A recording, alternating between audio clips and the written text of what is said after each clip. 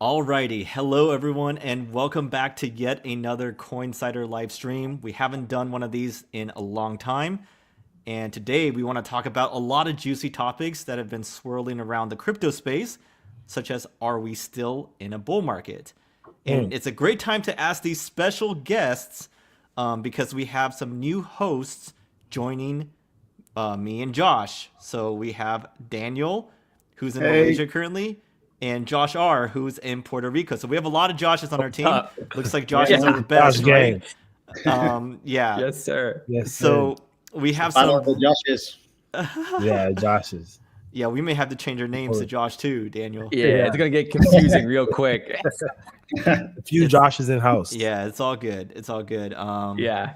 So we have a lot of juicy topics to talk about today, such as the macro, if we're in a bull or bear, airdrops. We're going to talk about OpenSea. We're going to talk about Barachain. We're going to talk about meme coin, CZ's meme coin, Ooh. and just a lot of juicy topics. So you're going to want to be sure to tune in, whether you're watching right now or watching afterwards. Oh wait, but first, quick mic check just to make sure that you can hear our volumes all right. Let us know in the comments if you hear my volume, and then can each of y'all just say something real quick to. Mic check 1 2 1 2. What's up, everybody? Can you hear me well? Whoa, that was smooth. Yes, 1 2 1 2. Perfect. What's going on, chat? Hopefully, y'all are hearing us loud and clear. Yes, so there's a Beautiful. tiny bit of delay, but chat, let us know if you can hear us all volume wise or if one of us needs to turn up our volume. But we'll get started in the meantime. The first topic at hand is this has been a weird cycle so far, guys. And right now, there's still massive debate about whether the top has been in for a cycle that has been like nothing else before. So, real quick, I'll pass it to Daniel first. What do you think right now? Where do you think we are? What do you think where the top is in and it's surprised everybody, or do you think there's more to come for this I year? don't think we're in the top 10 at all. No way. I'm bullish. I'm mega bull. I think we're just cooling off. I think if we zoom out, it's just business as usual, right? Like we hit break some new highs, consolidate, and then we're just waiting to keep on going up. Facts. Awesome. Josh R, what about you?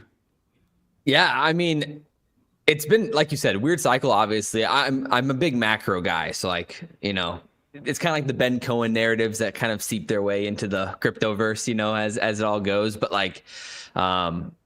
when you have a cycle with like the lack or like basically the macro environments like 2019 and 2020, we're kind of stuck in this 2019 2020 loop right now until something changes or we get that next level of liquidity from either the Fed or from fiscal policy. And so I think we're kind of in this like weird intermediate phase right now where we're trying to figure out like where is this money actually going to flow in the macroverse. And so for me, I'm still really optimistic, but I think hesitant about certain sectors maybe of the cryptoverse and about where the money is currently going to flow. For sure, for Good sure. take. Josh N, on to Well you. said. Josh and yes, sir. So honestly speaking, I don't think we've hit the top or anywhere close to the top. This cycle definitely is behaving a lot differently than the cycles that we're used to. This bull run definitely, just with everything involved and all the players involved, this bull run is different than anything we've seen before. However, I don't think the top is in for this cycle for this year.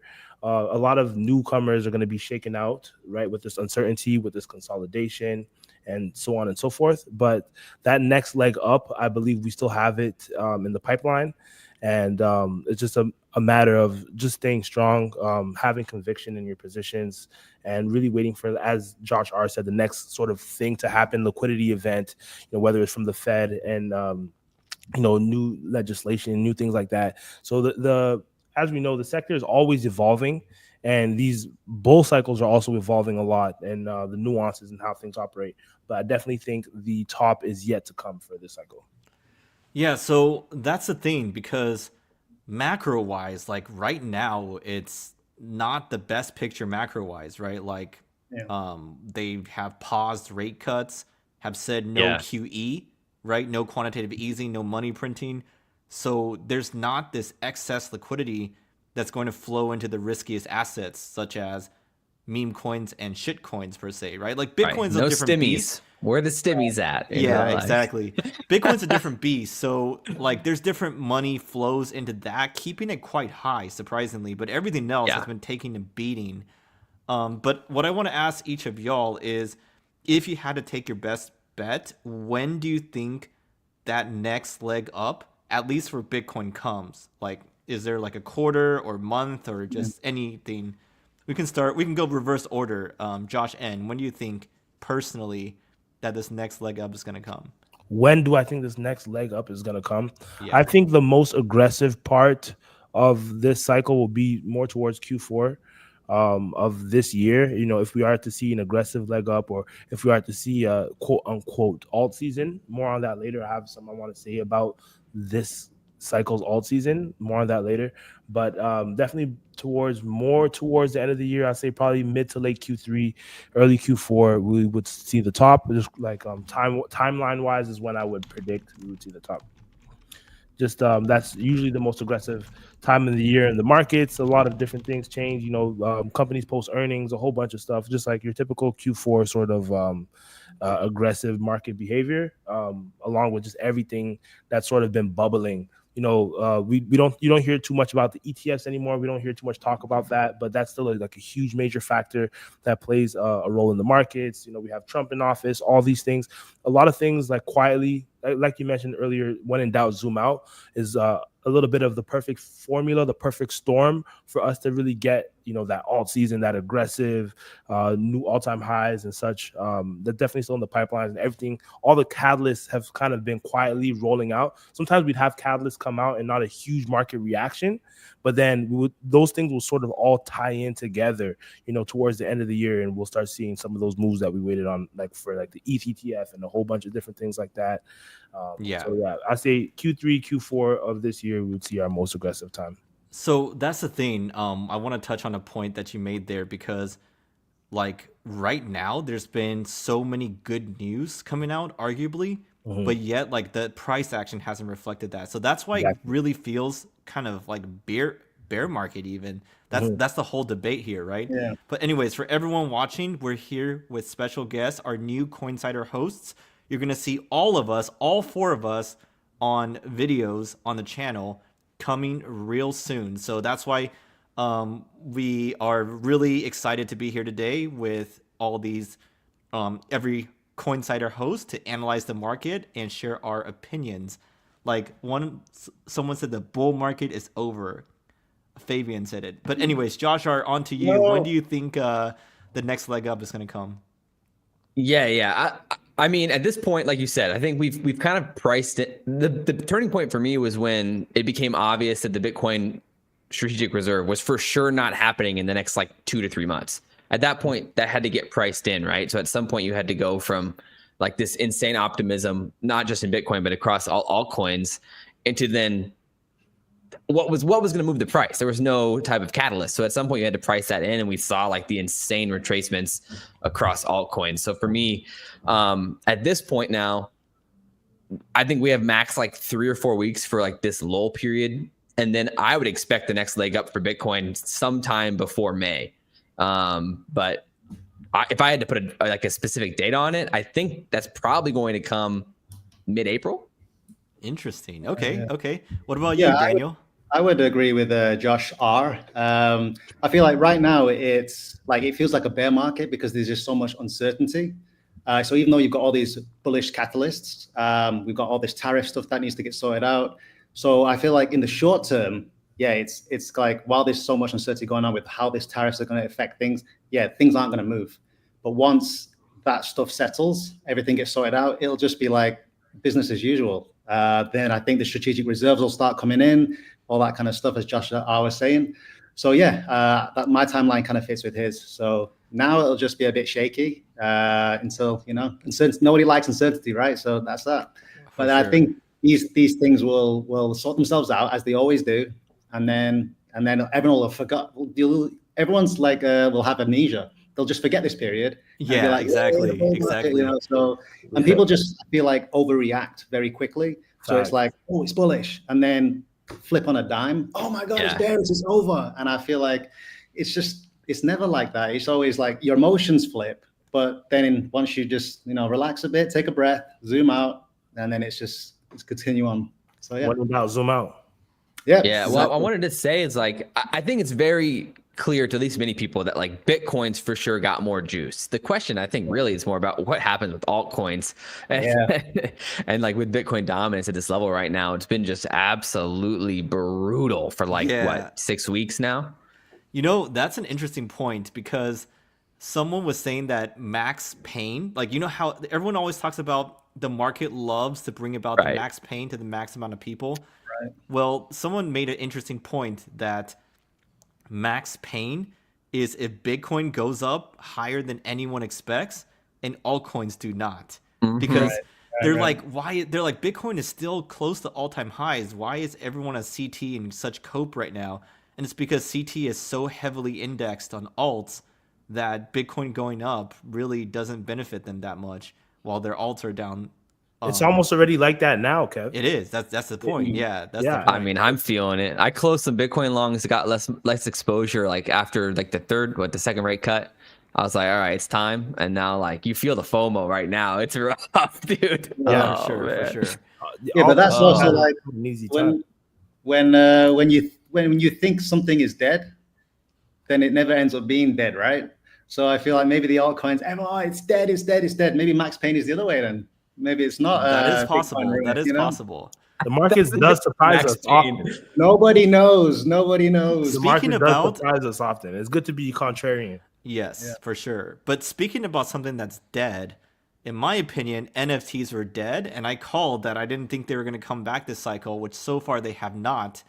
However, Kev. I mean, pudgy penguins would. I don't yeah, know, pudgy Kev, I'm penguins, about but to that's say- an exception, not the rule. But anyway, speaking of NFTs, OpenSea's airdrop was just announced today, if I'm not mistaken. Yeah. Let's pass it to Josh End first. Josh, what are your overall thoughts? You are the airdrop hunter after all. That's right. Thoughts on OpenSea? Yeah, I love airdrops. I'm an airdrop hunter. And this one, I won't lie to you, Kev. I know you weren't too hyped on it. It got me a little bit excited because back in 2021 bull run, NFT craze, I was participating. I was part of that and just built up lots of volume on that. I'm sure a lot of, not even OGs, but anyone who really was participating in DeFi and crypto back in 2021 probably dabbled around with NFTs. And OpenSea is the biggest NFT platform, maybe not the most used today, but they at one point completely dominated Web3 as far as NFTs went. They are just under $1 billion in total revenue since their inception. They're at 940 million. I checked on Dune earlier on. So just huge numbers. And when you talk about, at the end of the day, money talks. They have the resources, the infrastructure to deliver a big airdrop. Depends on how they conduct it. I'm not sure if you saw a tweet. I can maybe even pull it up from the founder of OpenSea. They're planning on doing almost like a whole rebrand and just going a little bit more Web3. He felt he was a little bit too Web2. If everything stands as it looks, I think it has potential to cook. You think so? Even more than like Bera and other ones? Like the airdrop itself, or like the the product airdrop that they're building? itself. The airdrop itself. I mean, if you were as degen as I was, I would hope so. If you're building, big volume and ETH, just over the years, they've made a ton of money. You think this will kick off NFT season then, if it goes honestly well? speaking, I wanted to touch on that point too. Kevin said NFTs are dead and they're probably not going to come back this year. I think we're actually seeing a lot of signs that actually NFTs are coming back. And I think it almost might even be going hand in hand with this alt season that's been so elusive. The NFT game coming back. If you see a lot of these projects building, you saw Pudgy did their TGE, right? Pudgy's been doing so much in the space. Then you have Azuki, making their presence known again. They dropped the anime token. Price action didn't do well, but they're building something there. Doodles announced their token drop for their NFTs today. OpenSea officially announced their NFT today. So you see a lot of OG NFT projects, starting to make moves, have some TGEs, add more things to what they're doing. I think that's like the early signs that the space is bubbling again. There's attention being there, there's resources being poured into it, and it's only a matter of time until I guess retail starts to hover back there. I believe NFTs as a technology is inevitable, and it makes so much sense. And in my opinion, just a matter of time when it comes back. May not be in the same style with So all of these these like random communities, but definitely. One thing I want to point out is that this airdrop is open to U.S. citizens and residents as well, which was a huge move by them. That's exciting. I love to see that it's like real changes going on with the new administration, because that's one thing with like retail. Like retail, do we need a geo block or not? And now it looks like no, we don't. But anyways, Daniel, I know you were looking forward to your OpenSea airdrop. Do you have any thoughts to share? I mean, Josh has covered most of it. I do think that NFTs will come back, but it'll be different. I feel same thing with the altcoin season when that comes back. It's not going to be like it was before, where just literally everything just goes flying off the Exactly. crazy. I feel it'll be select ones, but those select ones, the big boys, the major players, they'll come back. There'll be a few new projects and stuff, but basically the dead weight won't be flying. I feel that'll be the difference. So you'll have to be a little bit more savvy with your NFT trading, and not just throwing money everywhere. Because like back in the day, you just throw money anywhere and it goes, right? Yeah, mint the new project, sell So I it. think it's the same in the altcoin when it comes alt season. It'll be the same there. You can't just throw money anywhere and it go off the chain. I feel it's going to be different this time, but there will be a time for it. So simpler times. It's a bit of a Hail Mary move from OpenSea, right? At least it feels like that. They've lost a lot of relevance. I did explore the new layout today. It was nice. It's definitely an improvement in my opinion. The UX is nice. Yeah, it is. But check it. Yeah. But like, I don't know. Is it really going to bring OpenSea back? Like, it's hard for me to imagine it's going to be a massive airdrop. But it depends on I guess how much they value their past user activity versus like when that cutoff was, or what it's going to look like for how they distribute this airdrop. But if I get something from my OpenSea activity from 3 years ago or 4 years ago, I mean, sure, I'll take it. But I don't think I'm going to be hodling OpenSea. I'm really no. I dump. I cheat it right away. That's what I'm saying. That thing's gonna get soul. Exactly. I'm cheating that one. I'm terrible at getting airdrops, so I'm not expecting anything. So I'll be okay then. Whenever I think, I'm gonna qualify, I'm gonna get this, never get anything. So like with Bera, I thought I was gonna get something, and nothing. So. Yeah, that one was a little interesting. You need to teach me, Josh, how to for sure. how to navigate it better. For sure. I want to move on though. Actually, no, I did this out of order. One sec. Yeah, OpenSea. We'll see what happens there. Simpler times when you can just buy any NFT and it will go crazy back in the day. But he made a good point there. You have to be a lot more selective this time. And I feel like just the market overall has matured, like you said, for alts as well, not just for the NFT space. And as a platform, they were a monopoly. They were the only NFT marketplace. And now there's so many. Every chain has their own. And you have cross-chain marketplaces. It's you don't really need OpenSea now. Yeah. So that's such a good point, because times have changed, right? Back then, like you said, they had a monopoly because that was really the only place to go. That was the biggest name in NFTs, right? Until LooksRare came around and a few different ones.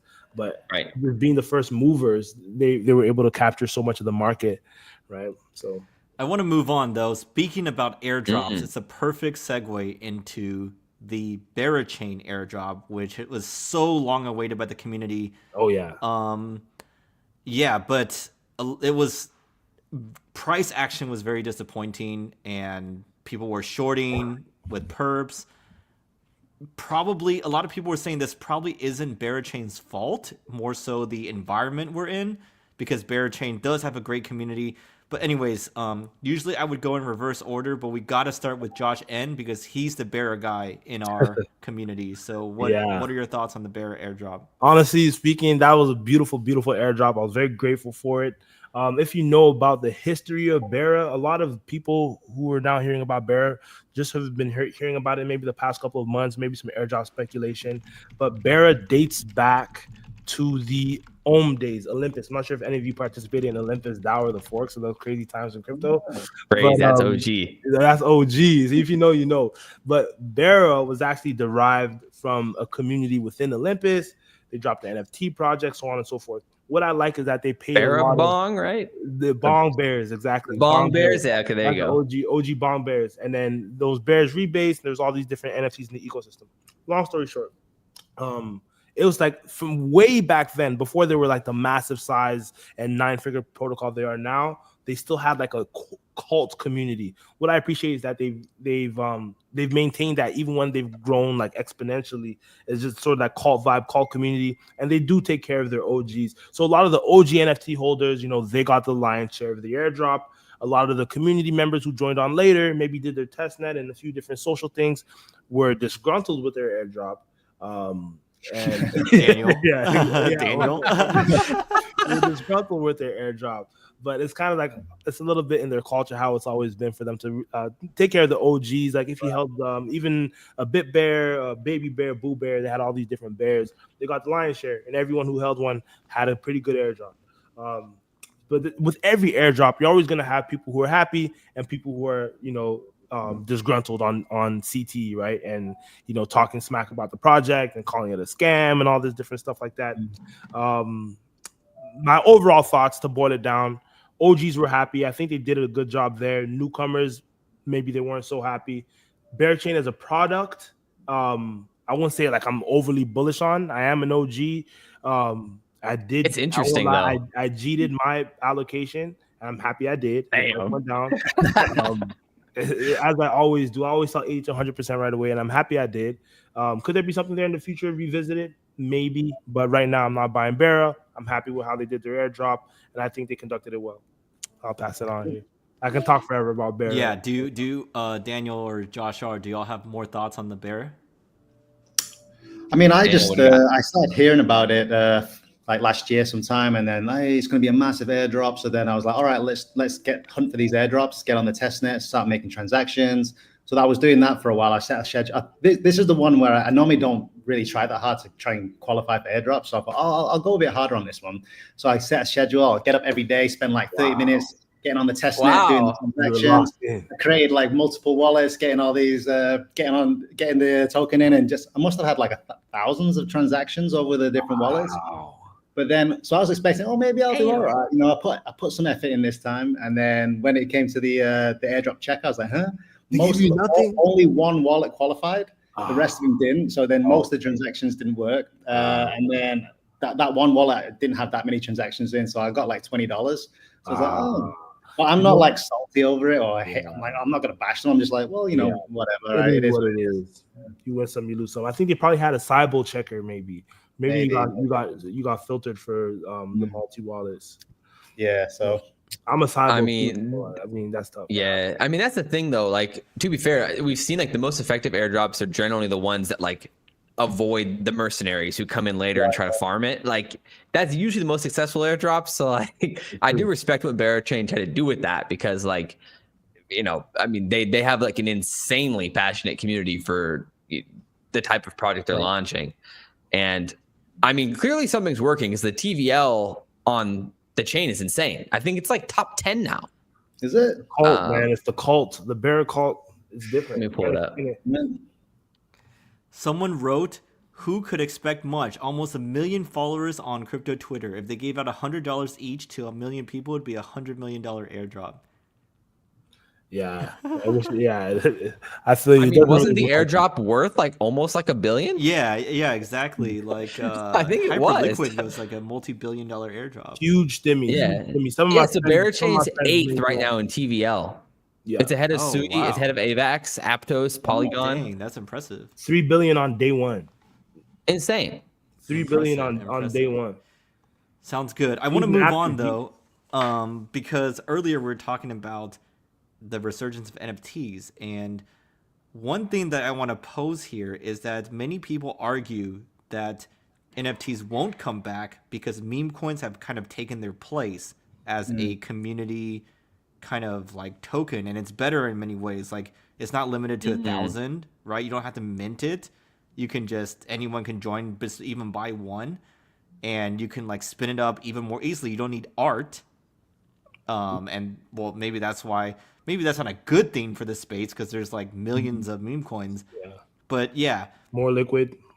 one thing I really don't like is that I think meme coins have hurt the space, and that's why we haven't had an alt season because of how much like dilution and dispersion, whatever D word you want to use here. It's just too much. And if you saw CZ's dog coin today, all the charts, like he didn't post a contract address, so Bro, all the charts that were was- like that was pump cool. and dump with a span of like within the span of like 3 to 5 hours. So it's like an entire cycle encapsulated in the span of a few yeah. hours. That's All the soul That was cheaters. terrible. Rich I think kid. that was terrible. You know, exactly that's just so bad. It's so Like extractive. the top I want to get 15 I think that coins was were negligent, all in my opinion. I think that was negligent. yeah. yeah, I want to hear y'all's general thoughts about meme coins in general and or what happened with CZ's doc. Let's start with Josh R. Well, I mean, I think at one point today, like the top like 10 or 15 coins on Deck Screener were all broccoli. Like, what is happening? I mean, it's been a huge week for memes. I mean, we've had Dave Portnoy do his whole meme thing with jail stool, and then he bought Fartnoy, and then he did rug stool, and then he rugged rug stool, and then he sold Fartnoy and put all the purchases back into jail stool. And so like we've had Portnoy doing that this week, which you could say is bullish or bearish or whatever. It's hard to say. I mean, he claims it's bullish, of course. Personally, I'm not a big meme guy. At the end of the day, you have to play the game to a degree. And like if you can get a 2x out of something, it's like nice. A 2x is nice or something along those lines, or a 4x or something. But I'm not one who's going to like stay in the trenches for more than any amount of time required. Yeah. What do you think when it about comes this to meme graphic I coins. just showed? It's started with Trump's coin, That is then beautiful. Melania, then Portnoy, like you said, and then the Central African Republic, and now CZ's dog. I Is the almost end caught of the card. show. That's crazy. I was looking at card 2 That's minutes a after. banger chart. Yeah, that's actually perfect. But yeah, the CZ dogs. We're still on that, right? Yeah. We're still Are on that. we close to meme coin exhaustion? Like, is this going to happen, or is this truly the meme coin super cycle? Like that, I think, is a fundamental question. I have been shit talking and betting against Murad's thesis for months now. There's no way that his targets hit. I'd be willing to bet that it won't even get to 1/10 of his target prices. Like he wrote like the target price like 100 billion for SPX 6900, right? Hell no. Nah. 100 Not in the billion? fashion. There's Yeah, something no, about he this. did 100 billion, right? Let me look that up while y'all chat. All right, but we're still on the CZ dog topic, right? We didn't. all chime Yeah. in on Or that. just meme coins in general. Meme Meme coins coins in in general. Okay, 'cause I just want to chime in. I thought that was actually before we like move past that topic. I thought that was a little negligent of CZ, honestly speaking. The fact that he didn't post the CA, he kind of pretty much started an open season for the ruggers and the scammers out there. It's like, okay, perfect. We have our topic. We don't have to brainstorm. Okay, broccoli's what's hot right now. Like you said, you go on Deck Screener, you go on New Pairs or whatever. All you see is broccoli for like pages. You go on Pump Fun, you go on 4Meme, you go on the launch pads, it's just broccoli, and you see pictures of CZ and his dog. How are you gonna possibly choose the one? Or if you see the one, you're probably already late. There's all it's this too PvP, isn't it? You know, Actually, he started a PvP dump off by not having disagree. that one CA. Value could have been focused on like that one CA that is his official So- broccoli dog. But so now so many Vinayak- people have been rugged chasing the broccoli. So many people lost money today. Trying to find the broccoli rug. Chances are my you're word. more likely to have stumbled across a rug than the broccoli that's gonna actually make it. Just Yeah, the way- Vinayak the way it wrote, works. CZ could have launched a coin himself, which is just what That's you what I'm said. saying. Exactly, but I disagree. I think he shouldn't have done anything at all because he's Better also yet. worried about legal repercussions. If he launched a coin and people accuse him of like pump and dump or market manipulation, sorry, got my tongue twisted there. Remember, this guy just got out of jail like last year, Yeah. so he's not gonna Yeah. do that shit and like get into legal trouble again. So The richest I man don't- to ever go to jail, by the yeah, way. exactly. I don't think he should have done anything, to be honest. That's crazy. Initially, I thought it was a good marketing stunt. Yeah. Tease it out there, bring volume into BNB. Yeah. So I thought, yeah, this is like, I was mixed with it, but I thought it's quite smart. It's a genius move, I was thinking. Yeah. But then when he started going, let's just let the community decide.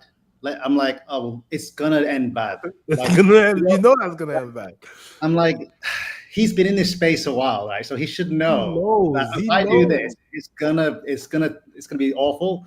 So I feel like that was a real misstep on his side to just pit everyone against each other, because Cheaters are gonna cheat, ruggers are gonna rug, right? So you don't take a genius to know that's the next bit that's gonna happen. Yeah. So I feel like he played it wrong. Like, I feel if he played it, like, I don't know if he should have launched his own coin or not, but just having everyone fight it out means that most people are going to lose money. Most people are going to be hurt by it. Exactly. And then, like, because I saw him tweet now in response saying, oh, well, there's lessons to be learned or something along those lines. And I'm like, well, I mean, I could have predicted that before you did it. And clearly you're way smarter than me. So I don't know what he's thinking. So. Yeah, so speaking of Murad's targets we were talking about earlier, let me just read this out because it's kind of small. I don't know if people can see it. He said SPX is 100 billion, like I said, long-term target. MOG 32. What is SPX at right now? Let me see. SPX. It's doing. Oh, yeah, it's 700 million. So that's a 70. That's a 70x for him. Respect. Yeah. No, I think he's tripping. No, okay, maybe it wouldn't. It could get to 10 bill, but I doubt it will get to like Doge levels, unless some crazy macro stuff. Not QE to the max, pandemic level QE. That'd it'll be necessary. front run when the SPX actually gets to 6,900. Because like when the SPX actually gets to 6,900, then it'll front run and dump. Yeah, yeah, exactly. I don't believe any of those memes are hitting anywhere close to those numbers. The way that think that the meme coin super cycle is like, I guess, has some merit or is in some way here. I won't say is like any of those memes just continuing to run forever. It's just a simple fact that there will always be heavy volume on memes just for the cultural relevance. You saw Trump get elected, drop a meme. There's going to be something that goes on. Like, let's say there's a huge event that happens tomorrow. Chances are there's going to be a meme around it, right? And just like the fact that there is always liquidity going around memes, and just like the fact that it's so like retail relatable. It's like, oh, I know what that is, right? Even if someone who's not in crypto, right? They'll be, oh, I know what that is. There's always going to be meme volume, but I don't think like a pool or SPX 6900 or like PopCat is gonna, go. For sure. But how do you go to like Trump 10, 11 like figure market caps? Nah. Yeah, you can't top. Nah. Go ahead. Trump launched the president launched a meme coin. How can we get more hyped on meme coins than what just happened 2 months ago, like a month ago? That does feel like the was top that less for than a month meme ago? coins. Oh my feels word. very toppy. Yeah, it feels very toppy. I want to move on, though, to our next theme, which is a great segue because you just mentioned what Trump was doing. His campaign promise was Bitcoin, strategic Bitcoin reserve. But then now, all of a sudden, there's this talk of digital asset stockpile. And people are pissed that Ripple is trying to get XRP and other shit coins included. So let's start with Daniel. Daniel, what do you think about this whole debate? Should it be a Bitcoin-only reserve or a digital asset stockpile, and just any general thoughts? I don't think it's like, I'm not sure if it hurts having both. Like, why? Like, you've got your Bitcoin reserve, right? And then you have this digital stockpile. Unless the digital stockpile takes away from what Bitcoin reserve would have been, so then there's less Bitcoin in there. I don't think that's the case. So I think, irrespective of it, if there is a digital stockpile, I don't think that necessarily takes out of what was going to be bought for Bitcoin anyway. So I don't think it actually hurts Bitcoin. Okay. So Daniel's vote is both. Yeah, I don't see a problem with it. I feel I'm okay with it. All right, Yeah. Josh R. What about you? What are your thoughts on this? That's interesting. I think it's fascinating. Obviously, it's a bit frustrating considering that the original language was a Bitcoin strategic reserve, and now we're going to a crypto, like a digital asset stockpile, or like we're changing these definitions real subtly, and that's a bit frustrating. Because obviously the most bullish scenario is you get the Bitcoin strategic reserve, and underneath it you have some sort of like actual like digital asset stockpile, but you have the actual Bitcoin strategic reserve. So ideally you get both. Right. If, in my opinion, if you end up with the crypto or the digital asset stockpile, it's way less bullish, I think, overall for the space. But for altcoins, it might balance the odds a little bit, and that could be part of the reversal towards alt season is when Why these do you think altcoins become official. why do you think it's overall not going to be good if it had both? Well, for me, it's more about that you're changing the language, and then I think less money would get put into it in that regard. I don't think you're going to end up with the same amount of allocations overall. Like realistically, originally with like Cynthia Lummis's strategic reserve, you have billions and billions getting purchased of Bitcoin, where I think it'd be a much smaller amount of all other altcoins, and I'm sure that might drive hype and interest. And like from that perspective, like from our retail investor perspective, it might be bullish. But to be honest, from like a political standpoint, it's a bit iffy. I mean, obviously, as investors, we want altcoins to be included, but from the U.S.'s perspective, I don't know if any other altcoin has earned that trust to, in theory, be added to a Bitcoin or to a reserve, like in that regard, like Bitcoin has. Maybe Ethereum. Well said. Josh N. What about you? What are your thoughts on this topic? I think maybe honestly speaking, full transparency, maybe I need to digest it a little bit more to really take it in. No worries, no worries. But I How do dare you? Hot take right now. I gotta digest it. But I'm just saying, initial thoughts though is Bitcoin is the godfather of crypto, the OG, the number one. That is the leading asset. That's the one limited supply global asset. I think it makes sense to lead with the strategic Bitcoin reserve, as he had mentioned in the original version. Agreed. As you said, and then exactly, and then it's kind of like easing into things, right? Like I know they're trying to make the U.S. the crypto capital of the world, but first comes Bitcoin. Everything really starts with Bitcoin. I say establish that Bitcoin reserve first, and really establish that whole thing, and then start looking at the things underneath. Similar to the ETFs. Exactly. Look the same way with the ETFs. I think Josh R really stated it well as far as what asset is really that strong enough where it's now on the same conversation as having a Bitcoin reserve in the US, right? No asset really has quite earned that. Ethereum is huge as well. I like Ethereum just because it's kind of like the OG altcoin. It kind of birthed altcoins altogether. But still, I think definitely they should focus on the Bitcoin reserve first. However, there is something in the back of my mind that thinks it could be bullish having a digital asset stockpile. Definitely depends on how it's conducted and executed. Yeah, exactly. We don't have the details yet. Exactly. We don't have the details yet. That's why I said I still need to digest. Yeah. But I still think it should start Bitcoin first. I think the digital asset stockpile is important, and it is a good thing that it's going to be there. I just think sort of, again, execution, timing, they should sort of ease it in with Bitcoin. A lot of people don't even still understand Bitcoin, let alone bringing in a digital asset. I mean, as long as the stockpile, the digital stockpile is relatively small compared to the Bitcoin strategic reserve, then I think it's good. It depends on how to structure it. Fair. The ratio should be balanced. Because, because how is that ratio though? Exactly. Yeah, so that's the Bitcoin question. is a much more like quote unquote secure asset, than the smaller altcoins with like tiny market caps. He's got a lot of guys chirping in his ear to get Exactly. XRP in there. Exactly. And then I feel like it could get messy. Hopefully there's no manipulation there, and conflict of interest. And some certain coins make the stockpile while some others don't because of different things. Well, you don't want Trump coin in there, no? Yeah, exactly. Well, we see Trump coin. That's the first one in the stockpile, like you said. Exactly. That's a crazy conflict of interest. If Trump coin gets in there, then I don't know what what the hell's going on. So never hold your breath in crypto. Like what you think won't happen, that'll disappoint you. A lot of times, it'll just end up happening. Yeah. So my take, great takes, everybody, and great initial takes as well, Josh. My take is I prefer Bitcoin only reserve because it's supposed to be about like Bitcoin's as scarce asset as like savings tech, right? And Gold. no other really asset does that.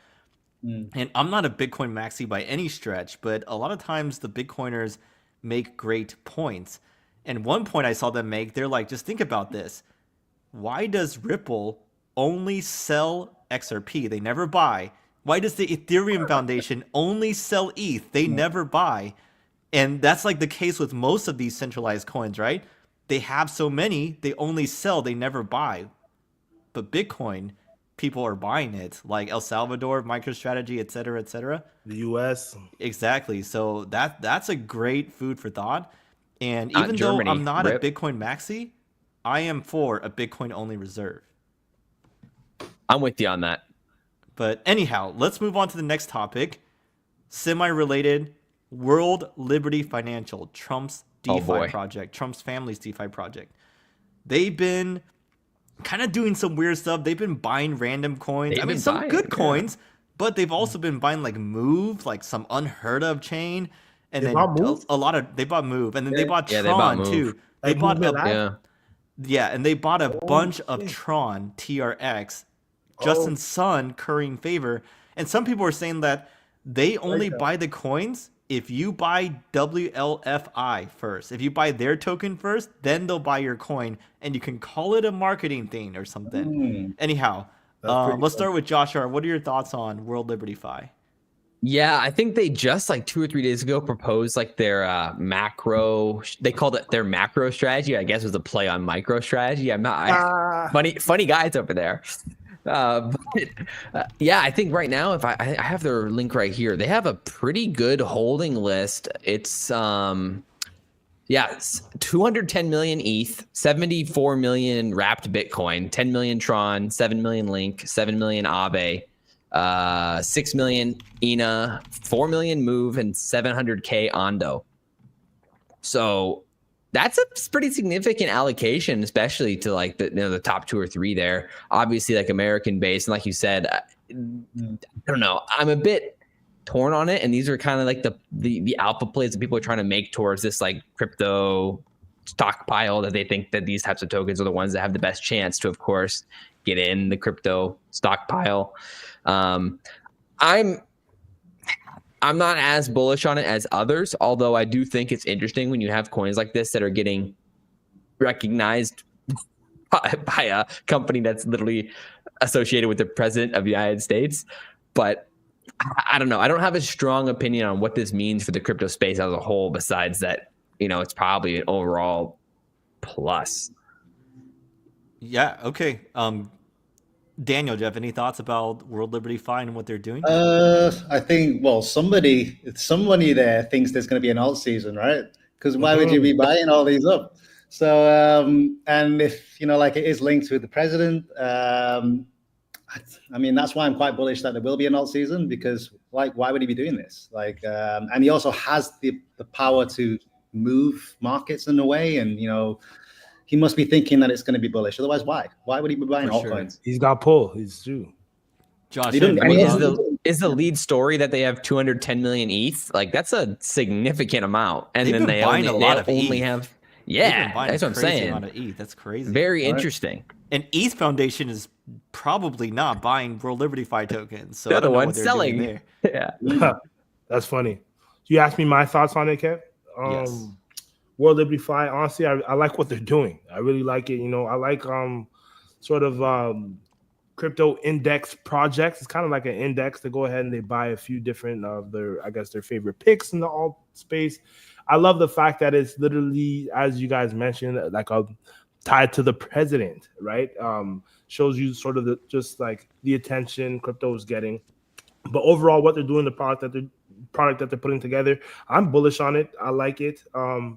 I think Daniel and Josh kind of hit the main points.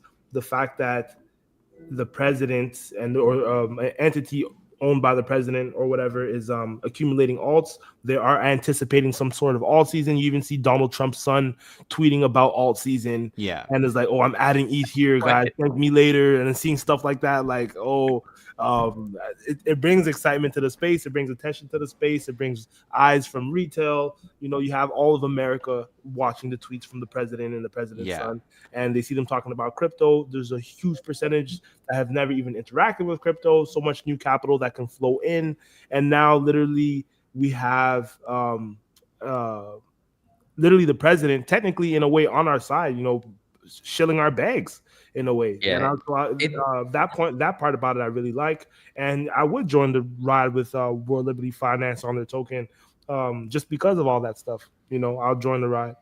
It's hard to understand what their goal is. Is their goal to like promote development in Web3, or is it just purely just to invest and have a random portfolio of American coins or something? Like, weren't they supposed to be a legit DeFi project? See, that's what I thought originally, and then they haven't done any of that. Yeah, they haven't done that. They haven't done. They're just buying like a holding company. They're just like buying a tit for tat holding company. Yeah, they're a hedge fund. But also, I want to point out something interesting here because Justin Sun is, Justin Sun, what an operator in this space. He always seriously, that's a great word. He's always taking the advantage of everything, every opportunity, and in this case, he bought a lot of World Liberty Fi tokens. He's like, hey, you got to buy TRX. And he's like, hey, you got to use Wrapped Bitcoin because remember, Wrapped Bitcoin is in partnership with Justin Sun's companies now. So, yeah, he is just making moves. I don't like how people are currying favor with the administration through this, though. Right. Same. Yeah. Well, maybe all this this tariff stuff with Trump is he's doing it on purpose to push up the US dollar, dump everything else, altcoins crash. He buys a load, and then he sorts out the tariff stuff. All right, cool. And then it's alt season. So 100%. I think honestly, I think to play with this stuff a lot of the time, I'm playing it very left curve. You know, I'm left curving it. I'm not trying to overthink it too hard and all this stuff. When it comes to this, simply put, you're aligning your interests, you know, with the president's as far as his crypto project, right? It's in his best interest for all these assets to go up, and World Liberty Fi and all this different stuff, not only for his reputation, but also for, like, you know, the financial well-being of, I guess, some of these plays and everything like that. You're essentially aligning yourself, you know, aligning your interests with the president. He has a lot of power and so on and so forth. For that simple thing, try not to overthink it. Just that simple fact, I'd get some exposure there, right? When it does have its time, it could potentially go crazy. For sure. Does it make you more or less bullish on the projects they hold, like Ether, Link, or Aave, or Ondo, or something? I would say more low key. It's definitely a huge stamp of approval if you're getting, I guess, an entity that big to back your project, you know, publicly buy it and hold so much of it, and it's only a matter of time till they start tweeting about it or even talking about it on like a live newscast or whatever the case, right? For sure. And yeah, so just for that simple fact, I mean, I am bullish in a way. A lot of the time, you know, with bull runs, as we see them cycle in and cycle out, is new retail will come in, right? Oh, retail's not here yet. You'll see that in the trenches. You hear that on crypto Twitter. Oh, retail's not here yet. Retail's not here yet, right? You will know when retail's here because we're gonna have a crazy alt season, blah blah blah, right? So this quote unquote alt season, once it finally does pull up around, now you have presidents tweeting out, shilling your bags, and the new retail. They have their reach and their audience is the ultimate retail audience, is all of America, right? And so once they really start to push this hard, you know, that could be a good play there. So again, I'm left for sure. I want to move on though to our next topic, which is Solana and its future. I wrote a thread the other day about my fundamental reasons about why I'm feeling bearish on Solana and Sol.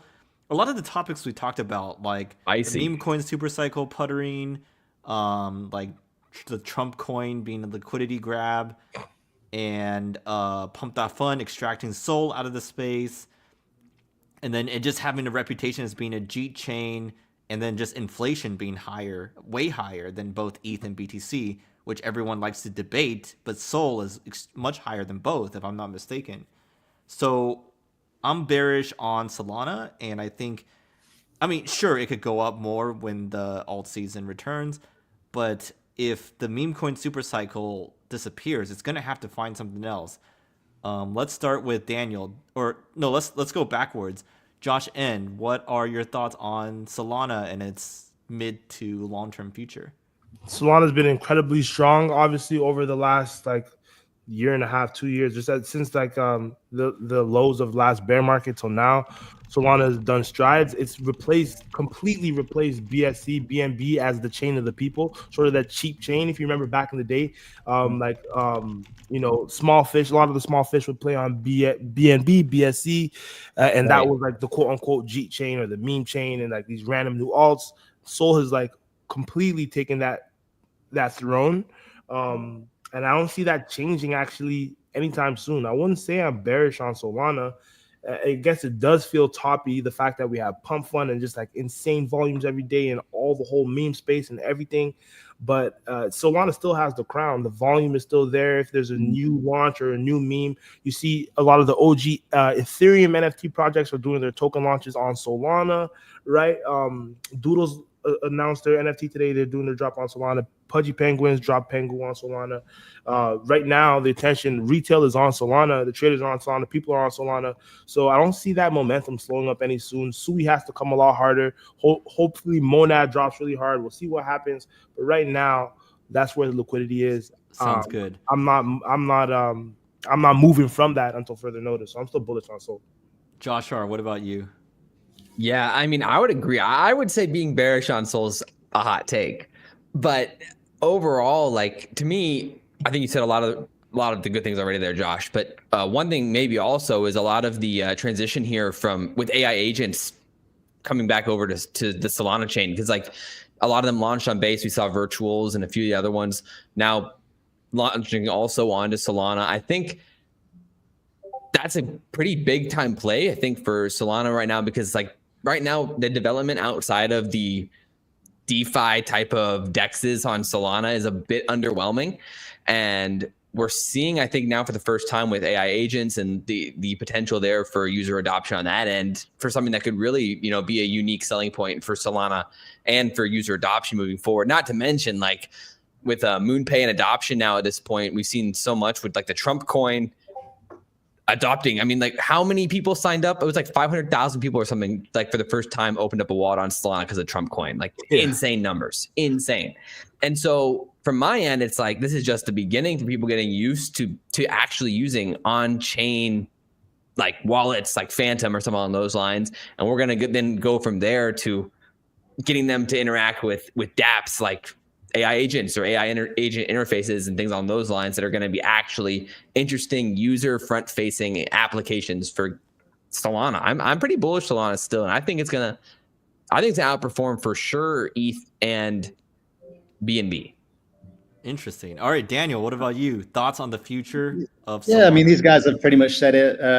I think it's never not going to be the Jeet chain, the meme chain. Everyone, like, you look at how the liquidity rotates, right? So Solana's pumping, then Tron's meme season, so everyone rotates in, but they always rotate back to Sol. BNB, let's rotate in, rotate. So it'll always be the magnet. It'll be the magnet for that type of like user, and I think that's not going anywhere. So because it's fun. It's like the best user experience.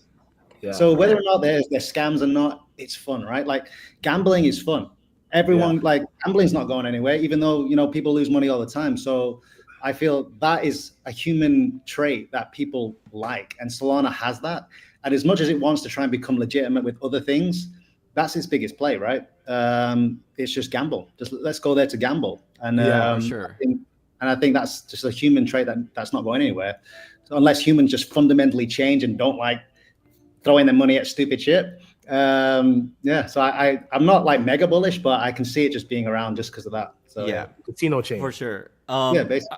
I want to move on though to our potential final topic here, and that is a great segue because I want to talk about Solana competitors and your thoughts, what you're excited about. I know Josh listed like Monad and some other ones, but for me, it's Sui and Base. Those are my two biggest ones that I'm a fan of, and I think they could take give Solana a run for its money. Base because it has this like great EVM compatibility and it's also just easy to use with all the existing tools. And Sui, just because it's like one of those really high performance chains, and in my opinion, it's won against Aptos. But let's go backwards here. Daniel, starting with you, thoughts on Solana competitors? Which ones do you have your eyes on, and why? I mean, it depends. Like, what do you mean by Solana competitors? Like, is it just like fast transactions and cheap fees? Yeah, Like, as a whatever you Solana, want to think about it. as like, I don't think anything like to be a true, like going back to the last point, to be a competitor with Solana, you have to get all the jitters on there. You have to get the memes. And I don't think anyone will actually take that market share away from them. So I don't think that Solana has to worry about that. I feel like, yeah, maybe Sui could get some memes on and that's kind of traction, but that's the comparison I would make. So I don't think Solana has to worry about that. Now, if they want to just be like a cheap, fast chain, then yeah, these other ones will beat that for other like proper utility and stuff. So I think Sui has good potential. I've used a little bit on Sui and it's fast and it's smooth. Things are built well on there. So in terms of that, it can definitely outrun Solana. Same with Base. But yeah, it's not taking away that meme stuff. So. All right, Josh N, what about you? What alt layer 1s, layer 2s, Solana competitors do you have your eyes on that you think are the most promising? Honestly speaking, when it comes to layer 2s and competitors, we always talk about finality time, fast transactions, and all this stuff, cheap transactions. But I feel like something that gets overlooked a lot of the time, and why Solana is the champion right now, is also culture. Right? You mentioned some good alternatives like Base is cool, Sui, of course. Those are probably two like the most. The ones that looked at most as potentially being like a soul killer. But what soul has that's going for it is its culture. It's kind of like what it represents. As Daniel mentioned earlier, it's the casino chain. It's like I said earlier too, the chain of the people. There's like a culture behind it as well, beyond this like fast finality time. If you think about it and the amount of layer 2s there are out there, there's so many, and they all promise faster speeds, cheaper transactions. But Sol's done a really, really good job building out its community culture and having that be just sort of a thing that's like a staple in crypto. So I think the next competitor will have to do a great job. When I think culture, I immediately think Barachain. No, I don't think Barachain is going to be a soul killer, but something like that. Like if you have ever participated in their community, you know what I mean when I say culture. And I don't think Base or Sui is doing as good of a job right now. And I don't actually foresee them doing as good of a job. I think it's going to be a chain that's like at least comparable when it comes to price and speed, but definitely comparable when it comes to culture and what they're building on there. So if I had to choose one, like I can't even really choose one because I don't think anyone has culture like Sol has right now, except for maybe Barachain. But I don't see them doing it. All right, fair enough. Joshua, what about you about Solana competitors? Yeah, I mean, I kind of already went on that like Base v Solana idea there. I think AI agents, yes, for sure. That's getting really interesting on Solana. But I think the foundational narrative for me is just all about user acquisition. And that comes from applications or dApps that actually make users want to use your chain. I mean, at the end of the day, like if you don't attract new wallets or new users, you're not going to accrue value. And like that's what people are looking for. And so like obviously Ethereum's got locked down with DeFi, but like it's hard to get your 19-year-old brother excited about DeFi. Like it's a lot easier to get him excited about AI or gaming or NFTs or collectibles or things along those lines. So for me, it's about those applications or about the chains that are really focused on building dApps that attract new users. So that's why I do get interested with some of the current like applications or layer 1s that are really building out like interesting apps.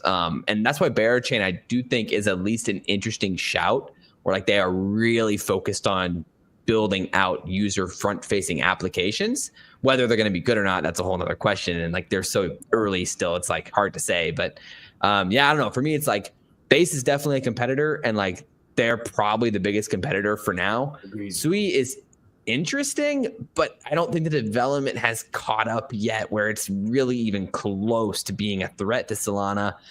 Maybe you could see something like Near Protocol or something like that if AI really takes off. Like they've had some pretty good developments there. But at this point, it's hard to say where the competition would really end up for Solana, in my opinion, when it comes to user acquisition. Sure. Because the way I see it, right, let's say all these other chains, Sui, Aptos, whatever, they build like crazy good DeFi products, really good applications. I don't think that all the users run there, but you won't be stealing users from Solana though. The same Solana people will just also use those chains. So it's not because you're not going to Solana for those apps. You're going to Solana for the casino. And if those if those chains build loads of great apps, the same users, I'll use both.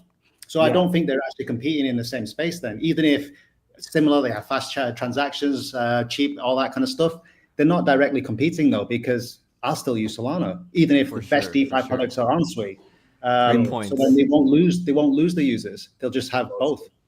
Great so I feel points. that's why it's hard to say they're competing. I think AVAX is also interesting when it comes to gaming, like with off the grid and things along those lines. If something pops off there, then maybe you could, find user adoption on that front. But like, it's hard to know where like the back end user acquisition is going to be with front facing applications. 100%. Hard to say. 100%. And that goes like to a point we were saying earlier, right? There's a lot of fragmentation in this bull run. You might go to different places for different things, but Solana has established itself as that central hub casino, right? Like you said, gaming might be hot on AVAX. We have, app chains that do one thing or another, but then overall UX right now, Solana has the crown. If I had to just choose one, I'd say maybe Base can compete one day as far as like user acquisition, and they have built so much infrastructure with Coinbase. But I don't think good. But maybe Sui will be. Can I add? Yeah, go on. Sorry, I was going to say, it was one more thing is I think people are underestimating the effect that aggregators are going to have in general on the crypto space. I mean, we're getting more and more cross-chain platforms, applications that literally use all base layers for their applications, and they're accessing the user bases across all chains. And like with AI, I mean, that's only going to get more extreme when it becomes easier and easier just to swap, anything from one chain to the other or build cross-chain applications. Like to me, the base layer is getting less necessary for user acquisition, and it's going to really come down to who has the best applications. Facts. Sounds good. Facts. All right, guys, we've had a great stream today with all our special guests, aka all the hosts of Coinsiders that y'all are going to see very soon in their own dedicated videos.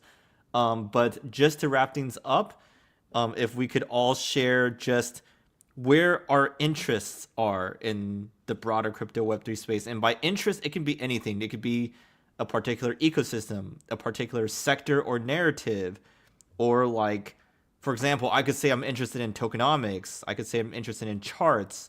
I could say I'm interested in bear chain or airdrop hunting or whale wallet watching. So anyways, let's go Daniel first. Where are just a few of your interests? I mean, I'm kind of into it all slightly, so I'm kind of in the middle on everything. Like, I do like to dabble in memes, but I'm not like a meme maxi. I like DeFi, but I'm not a DeFi maxi. Like, so I'm kind of like in the middle. That'd be what I'm interested in, which is not the best answer. No worries. Yeah, no worries. I just like I'm very big in altcoins though, so I would say altcoins is where I'm looking at. So for sure. Josh R, what about you?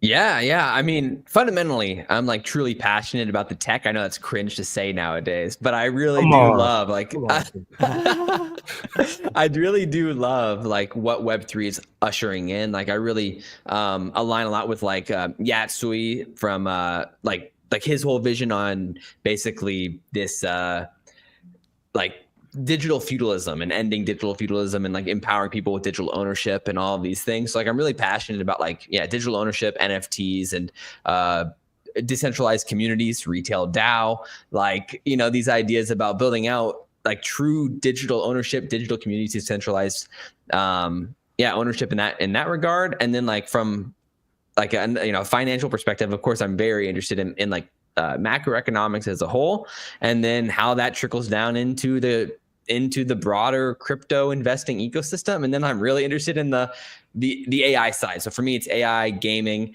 and I would say financial systems, real world assets are kind of like the three narratives I'm most excited about right now. You've literally mentioned everything. My bad, guys. yeah, My y'all bad. went deep. Basically, what he said is what I said. But Yeah, I was gonna say both of y'all basically just said crypto. All right, what about Yeah, you, Josh? crypto. Josh N. Let's be a little bit more specific with your All right, interests. all right. I guess maybe I'm a little bit more shallow than my other co-hosts. I do love the tech. I am passionate about crypto, of course, the great technology that it is and how it could advance our lives and everything like that, and just improve the infrastructure of just the financial system. But However, what I'm focused in on, what I'm doing in crypto has been the same for the last year. Of course, gains as well. Like airdrop hunting has been my bread and butter for the last year and a half. That's dope. I remember Airdrop being hunter. completely rinsed out the market last bull run. I don't think I I'm did a very story jealous. time on here. And then I just remember, being down bad, bear market blues, losing just staggering amounts of money. And then you're eligible. And then whoa. And then you have all these tokens come to your wallet. The first airdrop I got was Arbitrum, and that changed everything. From that day, I became an airdrop hunter. And then we got Celestia, Dimension, Wormhole, a bunch of different ones. And I was like, okay, airdrop hunting is really cool. Plus, you get to learn so much about a new protocol. You get involved. You actually mess around with it.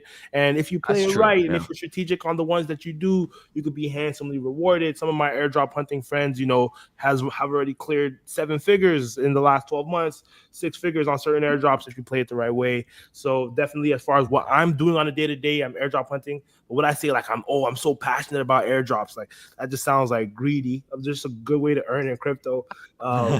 It's just a good way to earn in crypto. So it's not like as deep as y'all's answers, but I do spend. I want to earn as well, bro. Yeah, I do. I will say I do spend the too. majority of my time researching.